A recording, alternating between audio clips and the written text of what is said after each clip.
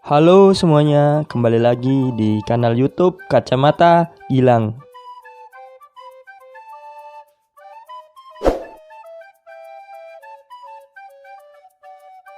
Kali ini aku akan membahas tentang cara hidup anggrek.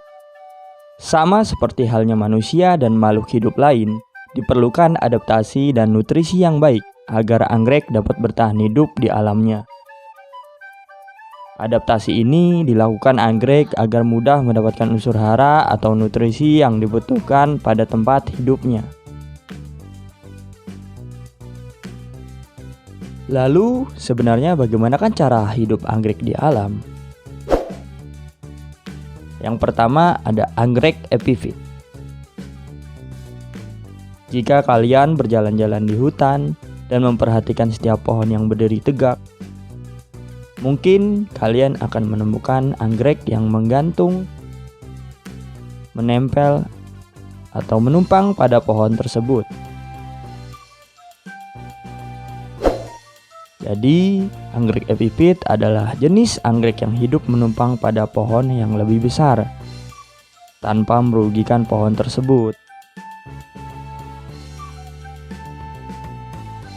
Di alam, anggrek epifit mendapatkan makanan dan air dari embun dan materi lapukan pada kulit pohon yang diserap oleh akar.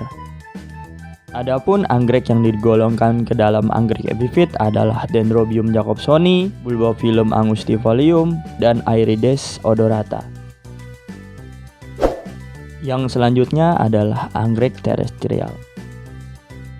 Seperti namanya terestrial yang berarti tanah atau permukaan tanah, anggrek terestrial adalah anggrek yang hidup di permukaan tanah.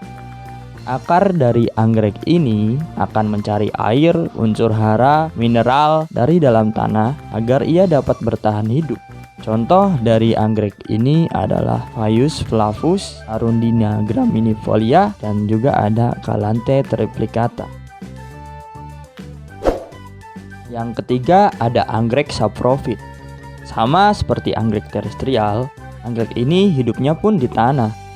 Tapi, anggrek ini ditemukan pada tempat yang banyak ditemukan makhluk hidup yang telah mati.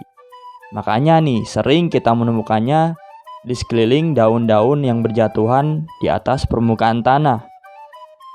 Anggrek ini juga tidak memiliki klorofil loh. Oleh karena itu, anggrek ini hidup dengan mendapat nutrisi dari perombakan dan pelapukan makhluk hidup lain yang sudah mati di dekat ia tumbuh tadi. Beda ya sama yang namanya parasit yang ambil keuntungan dari makhluk hidup dan merugikan makhluk hidup tersebut hingga mati. Contoh dari anggrek saprofit yaitu Certosia javanica, Epipogium roseum, dan Cistorchis apila. Yang keempat ada anggrek amubofit. Cara hidup anggrek amubofit ini dicirikan oleh adanya pergiliran cara hidup antara fase daun hingga fase berbunga. Pada saat fase pertumbuhan tertentu, yaitu pada musim hujan, anggrek ini hanya terlihat daunnya saja yang berjumlah satu muncul dari umbi yang ada di dalam tanah. Kemudian daun tersebut akan rontok lalu muncullah bunganya setelah musim hujan berakhir. Contohnya adalah Nervilia punctata. Yang kelima adalah anggrek lithofit. Di alam, anggrek jenis ini seringkali merupakan anggrek epifit atau anggrek terestrial. Seperti namanya litho yang berarti batu. Anggrek ini mampu epifit pada sebuah batu atau tumbuh pada tanah yang berbatu. Dengan kata lain, anggrek epifit seperti anggrek dendrobium ini ternyata mampu juga tumbuh epifit pada batu, atau anggrek Paphiopedilum javanicum mampu tumbuh pada tanah yang berbatu.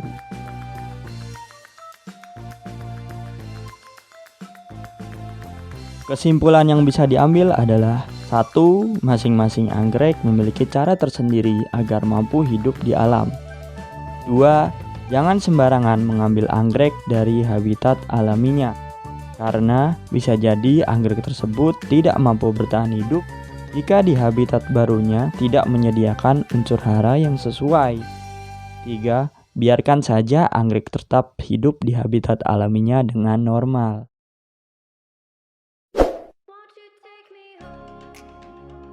Oke, sekian yang bisa aku sampaikan kali ini. Like jika kalian suka, komen jika ada yang ingin didiskusikan, share jika menurut kalian ini bermanfaat, dan jangan lupa di subscribe untuk dukungannya ya. Terima kasih sudah menonton.